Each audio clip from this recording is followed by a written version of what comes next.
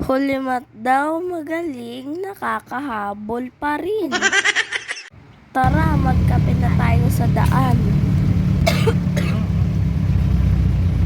Lakad pag kita. Biyernes ngayon. Pupunta kami ng sementeryo. Yung boses ko bagaw na. Ang tagal ko bago ako makapag-ice cream. Pagdating nga namin ay sumalubong si Muning.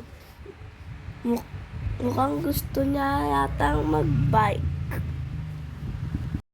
Inunahan ko na nga, baka yung bike ko yung gamitin. Tara na, para makadami na tayo ng ikot dyan. Isa rin po itong ginagawa ko para magpagaling ng ubo at sipon. Exercise. Ayan, di man makapag-bike. Ano ka dyan? Ay, nakapag-bike na pala. Akala ko hindi pa kasi eh. Ikot doon. Siya nga pala. Ang ganda ng panahon ngayon, no? Ang gaganda ng mga puno. Ang ulap, makulimlim.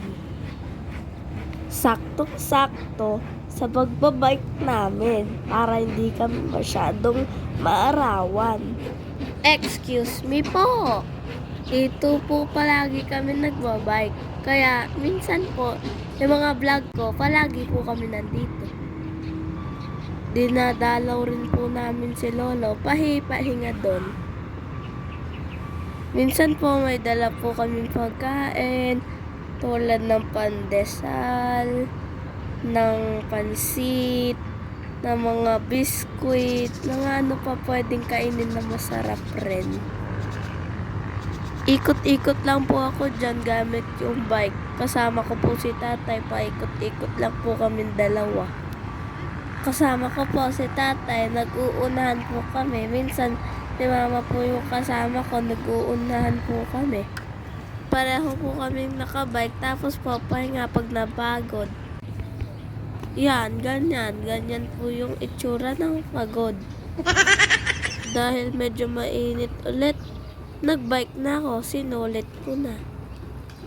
Mamaya-maya na rin nun ay pauwi na kami. Isang masayang Friday na naman ang natapos. Punong-puno ng exercise, kapagod. Patagtag ng pawis ko dyan eh. Tagagtag na. Tapos magpapahinga na nga pala ako. Pahipahinga muna. Tapos po dala ko ang aking tumbler. Mahiwaga yan, may laman niyang tubig. Galing nga po pala sa bahay, papunta po dyan ay 10 minutes.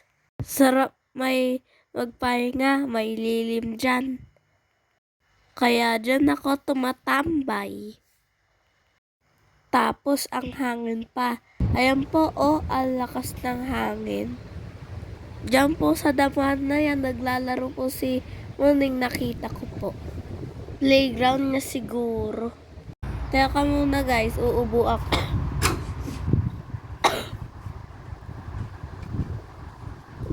Yun, okay na. Nagpalit na nga po pala ako ng damit. Don't wanna talk about it. Salamat po sa panonood. Bye!